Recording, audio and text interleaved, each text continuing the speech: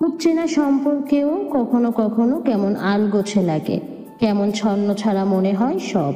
মনে হয় কিছু একটা মরে গেছে আমাদের, খুব বড় কিছু নয়, খুব সামান্য কিছুই, যার জন্য একসাথে থেকেও বেড়ে যায় দূরত্ব, মনের দূরত্ব।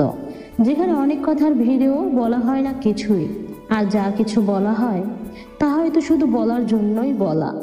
যেখানে আমরা একসাথেই বাঁচি, তবুও যেন মাঝরাতের বিষণ্ণতায় আমরা ভীষণ রকম একা। সবচেয়ে কাছের মানুষটার বুকে মাথা রেখেও মানুষ একা হয়। সব দূরত্ব চোখে দেখা যায় না, খুব অল্প আঘাতেই যে মরে যায় তা কি টের পাওয়া যায়? কাছের মানুষগুলো কি তা টের পায়? ওই যে হুমায়ুন আজাদ বলেছিলেন, না, আমি সম্ভবত খুব ছোট্ট কিছুর জন্য মারা যাব। মানুষ আসলে খুব সামান্য কিছুর জন্যই মরে যায়, খুব সামান্য কিছুর জন্যই মরে যায় একটা সম্পর্ক, একটা ফুলের জন্য, একটুখানি স্পর্শের জন্য, বলতে না পারা কিছু কথার জন্য।